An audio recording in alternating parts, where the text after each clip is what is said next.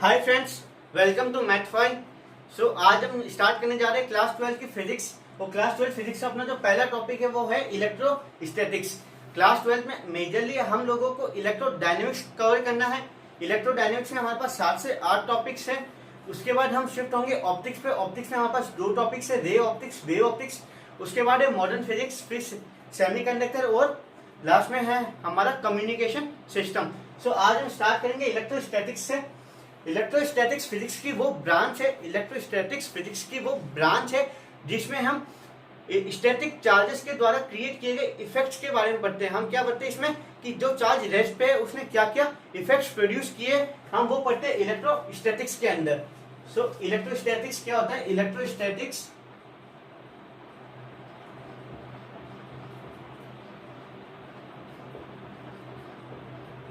Electrostatics is that branch of physics। Electrostatics physics की वो branch है in which we study the effects produced by static charges. हम electrostatics में उन effects की ही स्टडी करेंगे जो कि स्टैटिक चार्जेस के द्वारा प्रोड्यूस हुए या स्टैटिक चार्जेस के द्वारा क्रिएट हुए। So basically electrostatics charge rest की स्टडी है। सो हमें पहला पता होना चाहिए कि चार्ज होता क्या है। चार्ज बेसिकली प्रॉपर्टी है किसी भी मटेरियल की जिसके द्वारा वो अपने सराउंडिंग में इलेक्ट्रिक और मैग्नेटिक फील्ड प्रोड्यूस करता है और इलेक्ट्रिक और मैग्नेटिक फोर्सेस को एक्सपीरियंस करता है। सो चार्ज क्या है? चार्ज क्या है? Charge is that property of a material और a body by virtue of which it creates electric and magnetic fields around its surrounding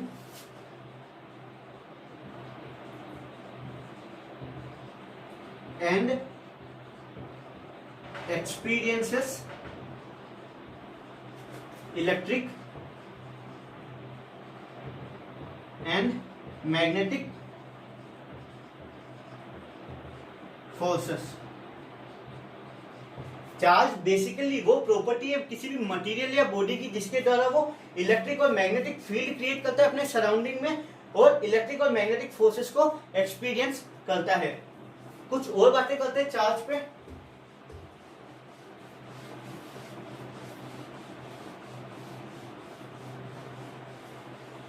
कुछ और बातें करते हैं चार्ज पे। सबसे पहले चार्ज की जो एसआई यूनिट है वो क्या है? चार्ज की जो एसआई यूनिट है वो क्या है? चार्ज की एसआई यूनिट है कूलाम। चार्ज की एसआई यूनिट है कूलाम, जिसे हम सी से या फिर सीबी से रिप्रेजेंट करते हैं। चार्ज की जो सीजीएस यूनिट है, चार्ज की जो सीजीएस यूनिट है वो क्या है? ईएसयू। ईएसयू मतलब इलेक्ट्रोस्टैटिक यूनिट। अब आप लोग बोलोगे कि कूलाम और ईएसयू में कोई रिलेशन है क्या? जी बिल्कुल।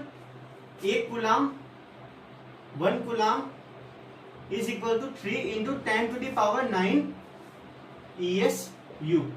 1 coulomb is equal to 3 into 10 to the power 9 ESU, electrostatic unit. अब हम बात करते हैं कि अब हम और बात करते हैं चार्जेस की। अब हम पढ़ेंगे प्रॉपर्टीज ऑफ चार्जेस।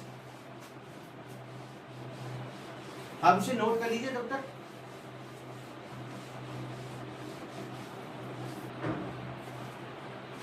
सो आपने इसे नोट कर लिया होगा। अब हम पढ़ते हैं प्रॉपर्टीज ऑफ चार्जेस। अब हम पढ़ते हैं properties of charges.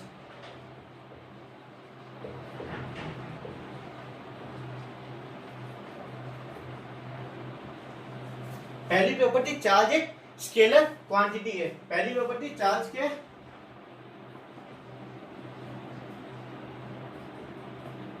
Charge is a scalar quantity, charge is a scalar quantity. दूसरी प्रॉपर्टी, कितने तरह के चार्जेस है? चार्जेस दो तरह के होते हैं, पॉजिटिव चार्जेस और negative charges. So second property, there are two types of charges. पहला है अपने पॉजिटिव चार्जेस और दूसरा है अपने नेगेटिव चार्जेस। तीसरी प्रॉपर्टी क्या कहती है? मान लो अपने पास, तीसरी प्रॉपर्टी क्या कहती है? मान लो अपने पास कोई बॉडी है, कोई मटेरियल है, वो हमें दे रखा है कि ये जो मटेरियल है वो अपने पास नेगेटिवली चार्ज्ड है।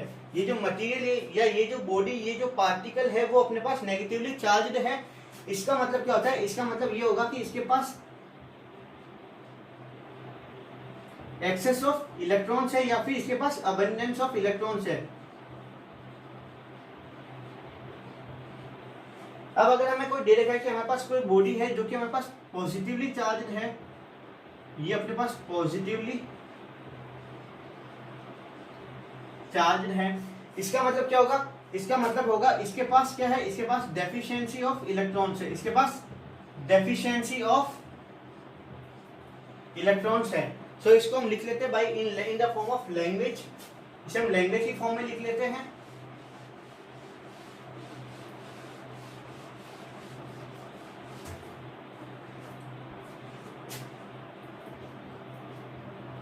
If a body is positively charged,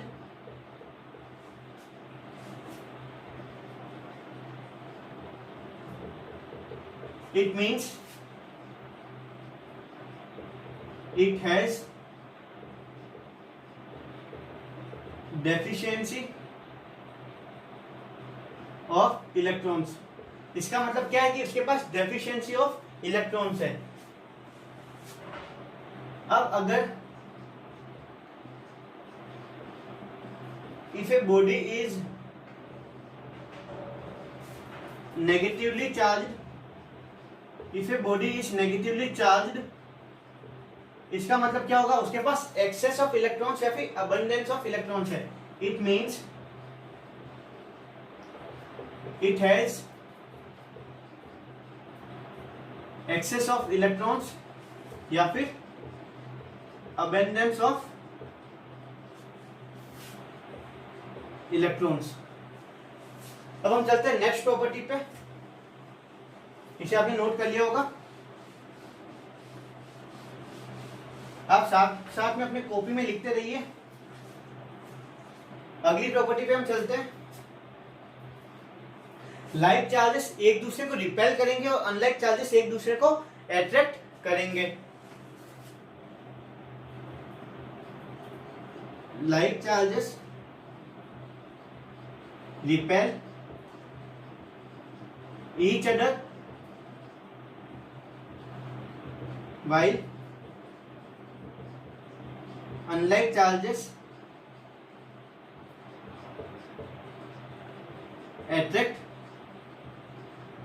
each other।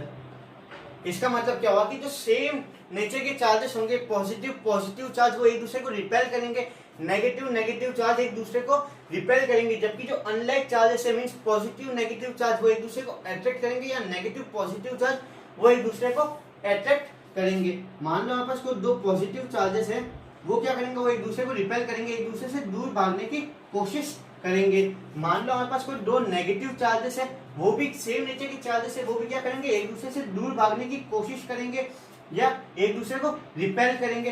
अब मान लो हमारे पास कोई एक पॉजिटिव चार्ज है, एक नेगेटिव चार्ज है। सो अनलाइक चार्जेस क्या करते हैं? एक दूसरे को अट्रैक्ट करते हैं। तो पॉजिटिव और नेगेटिव चार्जेस एक दूसरे को अट्रैक्ट करेंगे। सो आप इसे नोट करिए। अब हम आगे चलते हैं।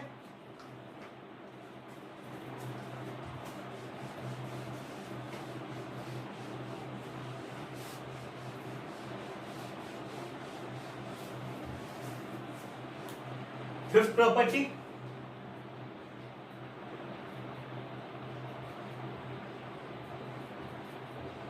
Charge on a body is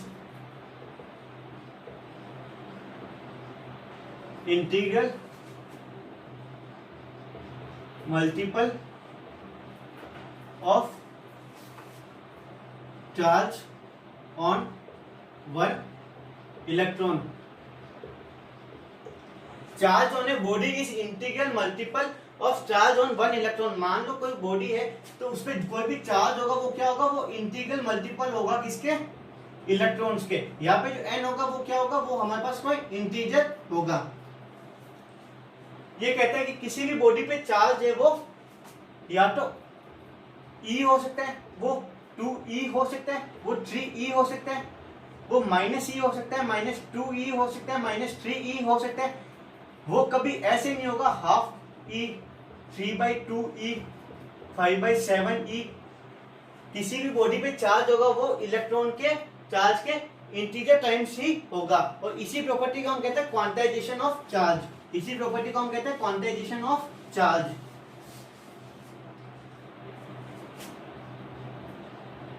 this property is called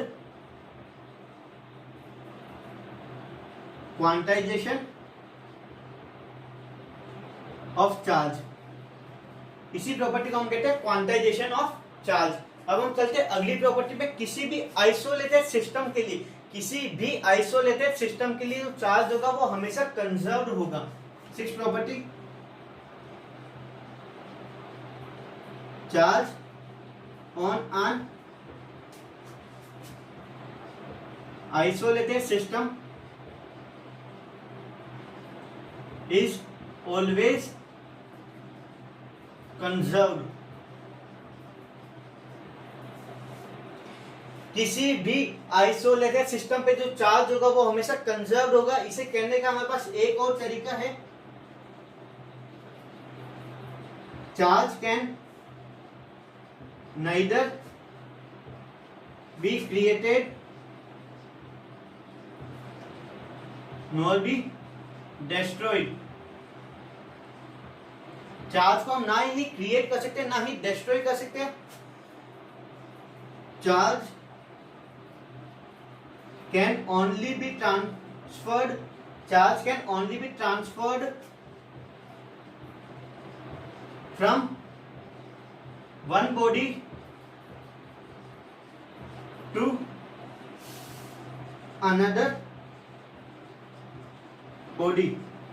इसका मतलब क्या है कि हम किसी भी चार्ज को ना ही क्रिएट कर सकते ना ही डिस्ट्रॉय कर सकते। हम एक चार्ज को एक बॉडी से दूसरे बॉडी में सिर्फ ट्रांसफर कर सकते हैं।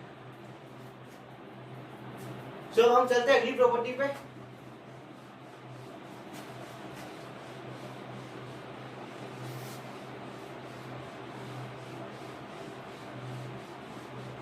अगली प्रॉपर्टी पे चलने से पहले इसमें क्वेश्चन कर लेते हैं। मान लो हमारे पास कोई आइसोलेटेड सिस्टम था जिसमें हमारे पास 3 चार्जेस थे, +q, +3q, -2q। हमने चार्जेस को ट्रांसफर करके इस सिस्टम को कुछ ऐसा कर दिया कि हमारे पास एक चार्ज आ गया 4q, एक चार्ज आ गया 7q और एक चार्ज हो गया x। हमें इस x की वैल्यू फाइंड करनी है। Find the value of charge x। इस प्रॉपर्टी के अकॉर्डिंग क्या है कि किसी भी आइसोलेटेड सिस्टम के अंदर चार्ज हमेशा कंजर्व होगा। मतलब जो चार्ज इस पे होगा वही चार्ज इस पे होगा। हमने क्या किया, हमने चार्जेस को ट्रांसफॉर्म करके, चार्जेस को एक दूसरे में ट्रांसफर करके सिर्फ इनकी वैल्यूज को चेंज किया है। सो जो मान लो ये हमारे पास केस ए है, ये केस बी है। केस ए के अंदर हमारे पास चार्जेस कितने हैं, q + 3q -2q, 4q -2q मतलब 2q। इस पे जो नेट चार्ज है वो कितना है, 2q। इस पे भी जो नेट चार्ज है वो कितना होना चाहिए, 2q। सो बी पे भी हमारे पास जो नेट चार्ज है वो कितना होना चाहिए, 2q। मतलब 4q plus 7q plus x की वैल्यू हमारे पास कितनी होनी चाहिए 2q, मतलब x की वैल्यू हमारे पास क्या आ गई 2q माइनस 11q, x की वैल्यू आ गई हमारे पास माइनस 9q। अब हम चलते आगे, ये क्वेश्चन आपको समझ में आ गया होगा, बड़ा ही आसान सा क्वेश्चन था। अब हम चलते हैं नेक्स्ट प्रॉपर्टी पे।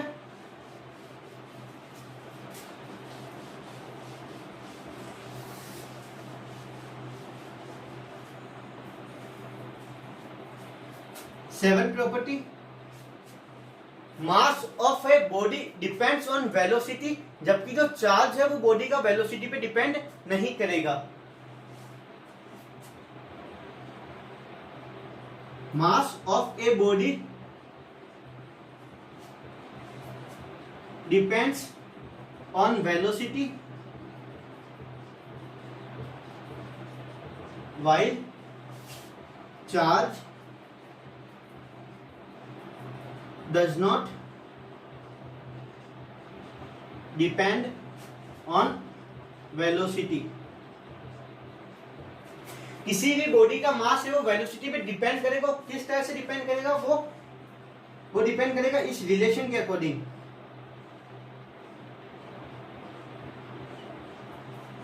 m बराबर m not under root 1 minus v square by में सी स्क्वायर, जहां पे हमारे पास m नॉट होगा, जहां पे हमारे पास जो m नॉट होगा वो होगा हमारा रेस्ट मास, v होगी हमारे पास वेलोसिटी ऑफ पार्टिकल, और जो c होगी वो हमारे पास क्या होगी? Speed of light. So mass है वो वेलोसिटी पे डिपेंड कर रहा है, जबकि जो चार्ज है वो हमारे पास वेलोसिटी पे डिपेंड नहीं करेगा। मान लो मैं 2 मीटर पर सेकंड से भागू और मेरे बॉडी पे जो नेट चार्ज है वो x है, अगर मैं अपनी स्पीड को, अपनी वेलोसिटी को बढ़ा के 11 मीटर पर सेकंड भी कर दूं, फिर भी मेरी बॉडी पे जो चार्ज होगा वो x ही होगा, लेकिन जो मास है वो चेंज होगा। हाँ जरूर, हमारी अगर स्पीड में छोटा चेंज आएगा तो हमें वो दिखेगा नहीं कि मास में जो चेंज हुआ है। क्यों? क्योंकि ये स्पीड ऑफ लाइट से कंपेयर हुआ है। सो छोटी छोटी स्पीड में चेंजेस पे ज्यादा मास में कोई चेंजेस नहीं आता है। m है वो अप्रोक्सली m नॉट ही रहता है। किसके लिए? For small change in speed. Speed में अगर छोटे छोटे चेंजेस आएंगे जो, तब हमारा जो मास होगा वो हमारे रेस्ट मास के इक्वल ही होगा।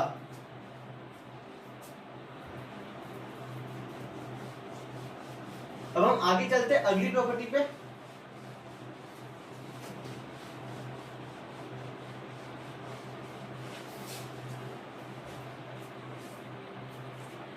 प्रॉपर्टी नंबर 8, अगर कोई चार्ज रेस्ट पे है तो वो सिर्फ इलेक्ट्रिक फील्ड को प्रोड्यूस करेगा। अगर कोई चार्ज यूनिफॉर्म वेलोसिटी के साथ मूव कर रहा है तो वो इलेक्ट्रिक और मैग्नेटिक फील्ड दोनों प्रोड्यूस करेगा। और अगर कोई चार्ज एक्सीलरेशन वाले मोशन में है तो वो ईएम वेव्स या ईएम रेडिएशंस प्रोड्यूस करेगा। सो 8 क्या कहता है कि हमने पहला क्या पढ़ा कि charge at rest creates only electric field.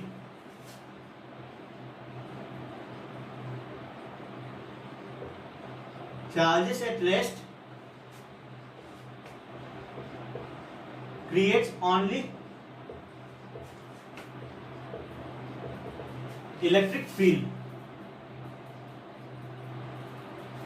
Charges rest पे, जो चार्जेस रेस्ट पे वो सिर्फ इलेक्ट्रिक फील्ड प्रोड्यूस करेंगे। अगर कोई चार्ज यूनिफॉर्म वेलोसिटी के साथ मूव कर रहा है तो इलेक्ट्रिक फील्ड भी प्रोड्यूस करेगा और मैग्नेटिक फील्ड भी प्रोड्यूस करेगा। सो charges moving with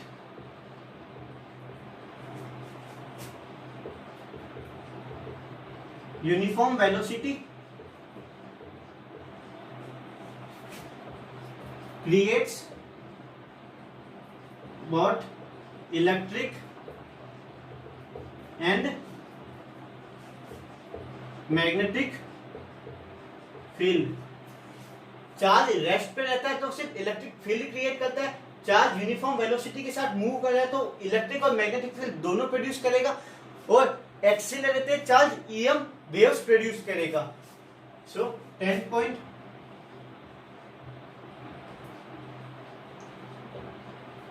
accelerated charges creates EM radiations या फिर EM वेव्स। अब EM वेव्स होता क्या है, एक बार हम जनरल से आइडिया ले लें, बाकी तो हमें इसका पूरा एक चैप्टर नहीं पढ़ना है, पूरी यूनिट है EM वेव्स अपने सिलेबस में। बेसिकली EM वेव्स ऐसी वेव्स होती है जिसमें इलेक्ट्रिक वेक्टर, मैग्नेटिक वेक्टर और स्पीड ऑफ प्रोपोगेशन और direction of propagation of light तीनों एक दूसरे के परपेंडिकुलर हो। EM वेव्स ऐसी वेव्स होती है जिसमें electric field vector, magnetic field vector और प्रोपोगेशन ऑफ वेव तीनों एक दूसरे के क्या हो, परपेंडिकुलर डायरेक्शन में हो। सो आज का लेक्चर हम इतना ही रखते हैं, अगले लेक्चर में आपसे मिलते हैं फिर से। Thank you very much.